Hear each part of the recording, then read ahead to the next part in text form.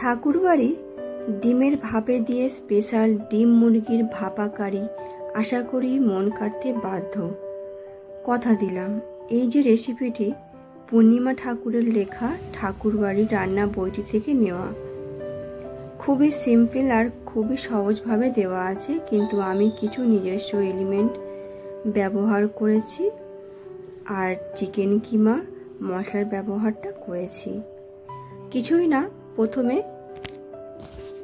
চিকেনকে ভালোভাবে ধুয়ে এখানে একটু লম্বা লম্বা সাইজের করে কেটে নিয়েছি। চিকেনের পিসগুলো কিন্তু খুব ছোট করব না। তারপরে ছুরি দিয়ে সেটাকে সব একসাথে আরও একবার কেটে নেওয়ার পরে একটা বাটি নিয়েছি, তার মধ্যে চিকেনগুলো ঢেলে নিয়েছি আর তারপরে 3টে ডিম ভেঙে দিয়ে দিচ্ছি। তারপরে আমাদের করতে হবে একটা মশলা, আদা রসুন পেস্ট, টমেটো পেঁয়াজের পেস্টটা হয়ে গেলে সেই একই ডিম আর মাংসর মধ্যে দিয়ে দেব কুচানো পেঁয়াজ, কুচানো টমেটো, কাঁচা লঙ্কা,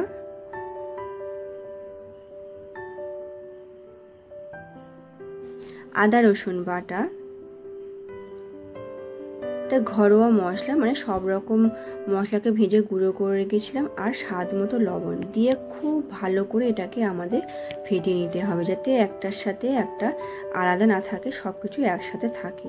তারপর একটা প্লেট মতো নেব, তার মধ্যে অয়েল ব্রাশ করে নেব, নিয়ে এই মিশ্রণটি দিয়ে দেব, দিয়ে একটা বড় কড়াইতে জল দেবো, তার উপর একটা স্ট্যান্ড দিয়ে এটা আমি ভাপা হতে বসিয়ে দেব।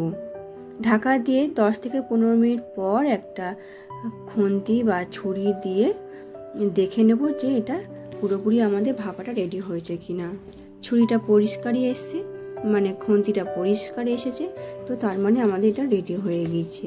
তারপরে ছুরি দিয়ে এটাকে আমি চৌকো চৌকো করে এখানে পিস করে নেব। এই ডিমের ভাপাটাও কিন্তু খুবই প্রোটিন, তেল ছাড়া এটা খুবই স্বাস্থ্যকর জিনিস একটা, তো এইভাবেও খাওয়া যেতে পারে। তো আমরা এটাকে আরও একটু মশলাভাবে তৈরি করব। তারপরে একটি বাটিতে একটা ডিম নিয়েছি, টক দই নিয়েছি, আদা রসুন বাটা নিয়েছি, আর নিয়েছি বেসন, আর স্বাদ মতো লবণ দিয়ে দেবো, দিয়ে অল্প অল্প করে জল দিয়ে একটা পাতলা মিশ্রণ বানিয়ে নেব। খুব পাতলা নয়, মানে একটু মিডিয়াম থাকবে। তারপরে ডিমের ভাপাগুলো ওই পাতলা মিশ্রণের মধ্যে দিয়ে হালকা ডুবিয়ে নিয়ে কড়াইতে তেল গরম হলে ভালোভাবে এপিট ওপিট উল্টিয়ে পাল্টিয়ে একটু ব্রাউন কালার করে ভেজে নেব। ভাজা হয়ে গেলে ভালোভাবে তেল ঝরিয়ে একটি প্লেটে তুলে নেব। তারপর আমাদের কারি বানানোর জন্য প্রস্তুতি নিতে হবে। তো এগুলো তুলে নেওয়ার পরে যে তেলটা থাকবে, আমরা সেই তেলের মধ্যে গোটা গরম মশলা, শুকনো লঙ্কা, আদা রসুন বাটা আর পেঁয়াজ টমেটোর পেস্টটা দিয়ে ভালোভাবে কষিয়ে নেব লো ফ্লেমে রেখে।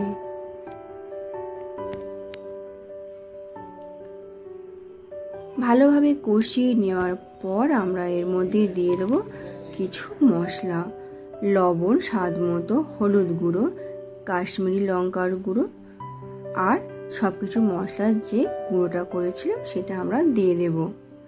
দিয়ে খুব অল্প পরিমাণ জল দিয়ে দেব, যাতে মশলাটা পুড়ে না যায়।